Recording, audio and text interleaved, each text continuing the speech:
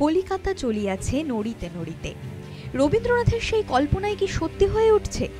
চারপাশে যেভাবে বাড়িরা নিজেদের জায়গা ছেড়ে হেলে পড়ছে, তাতে অনেকের মনেই প্রশ্ন উঠছে, বাড়িরা হঠাৎ নড়তে চড়তে শুরু করলো কেন?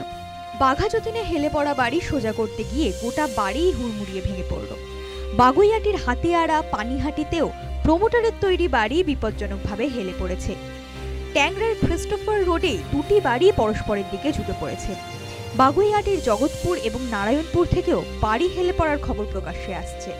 হঠাৎ করে চারদিকে বাড়িরা এভাবে হেলে পড়ছে কেন?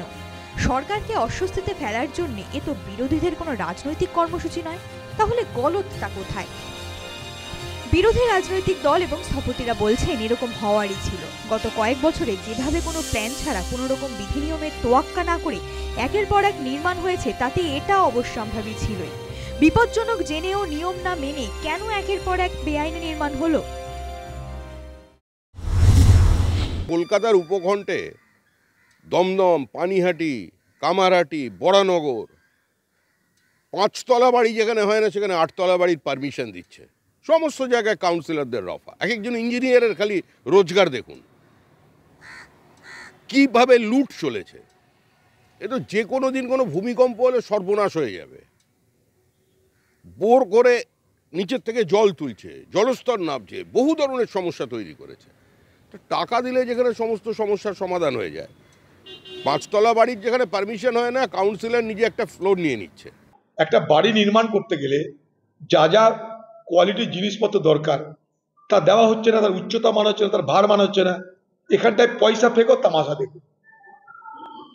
মিউনিসিপ্যালিটিকে পয়সা দিন, যা খুশি তা করতে পারেন। কর্পোরেশনকে পয়সা দিন, যা খুশি তা করতে পারেন। তাই বহরমপুরে দেখবেন গলির মধ্যে জলা জংলা জায়গায় নরম মাটিতে এরকম 5 তলা 6 তলা 7 তলা বাড়ি উঠছে। এগুলো আগামী দিনে ভেঙে পড়বার সম্ভাবনা আছে। সেখানে ফায়ার ব্রিগেড ঢোকে না, আগুন লাগলে কি কোথায় যাবে জানা নাই। ঠিক একইভাবে কলকাতা কর্পোরেশন তো এদেরই ছোট ভাই বড় ভাই, সেখানেও তাই হচ্ছে।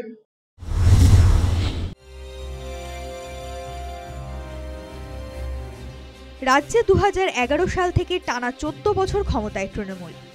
2000 সাল থেকে 5 বছর বাদ দিলে কলকাতা পুরসভায় ক্ষমতায় রয়েছে তৃণমূল। বিধাননগর এবং অন্যান্য পুরসভাতেও ক্ষমতায় তৃণমূল। তারপরেও এই 2025 সালের যাবতীয় বেনিয়মে বামেদের হাত দেখছে শাসক দল। ও বিকাশ বাবু, শিবালিক ভেঙে পড়াটা শুনেছেন, জেনেছেন নাকি? আপনার তখন জন্ম হয়নি। আপনি কি ছোট, এই সাইজের ছোট বাচ্চা? শিবালিক ভেঙে পড়েছিল কাদের আমলে? কোন প্রমোটার?